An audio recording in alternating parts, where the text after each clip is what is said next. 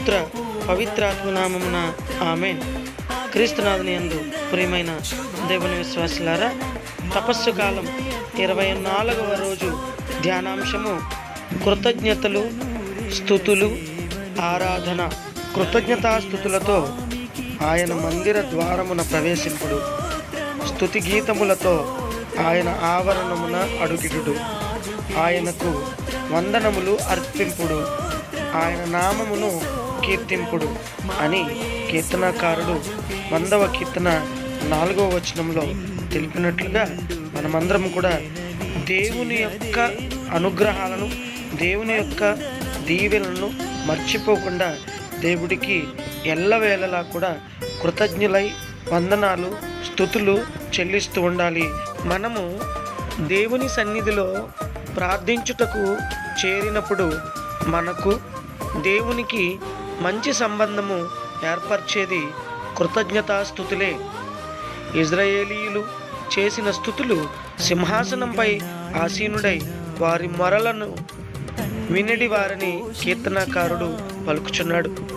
మన ఇంటికి ఎవరైనా ముఖ్యమైన వ్యక్తి వస్తే వారిని సాదరంగా ఆహ్వానించి మంచి ఆసనం చూపించి కూర్చోమని చెప్పి తర్వాత వారితో మాట్లాడతాం కదా. మరి సృష్టికర్త అయిన దేవుని మనం మొదట కృతజ్ఞత స్తుతులు అనేది బలిని అర్పించి ఆ తర్వాత మనం ప్రార్థన చేయాలి. అప్పుడు తప్పక మన మొరను ఆలకించి ఆపదల నుండి తొలగిస్తానని పలుకుచున్నారు. కృతజ్ఞతాస్తుతి అను బలిని అర్పించువాడు నన్ను గౌరవించును.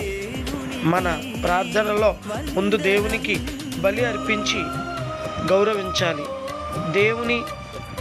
దేవుడు ఆత్మస్వరూపి కనుక ఆత్మయందు సత్యమందు నిజముగా ఆరాధించు వారి కోసం దేవుడు ఎదురు చూస్తున్నారు. నా ప్రార్థనలో దేవుణ్ణి నేను స్తుతించుచున్నానా?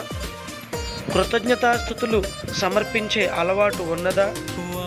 నిజమైన ఆరాధన ఆత్మతోనూ సత్యముతోనూ చేయుచున్నానా? నా ఆరాధన ఎలా ఉంది అని ఆత్మ పరిశీలన చేసుకుని ప్రార్థన చేసుకుందాం. స్తుతుల సింహాసీనుడవైన దేవా, మీరు చేసిన మేలులకు వందనాలు, స్తోత్రాలు తండ్రి. ఆత్మతోనూ సత్యముతోనూ ఆరాధించుటలో చూపించిన నిర్లక్ష్యం బట్టి క్షమించండి ప్రభు.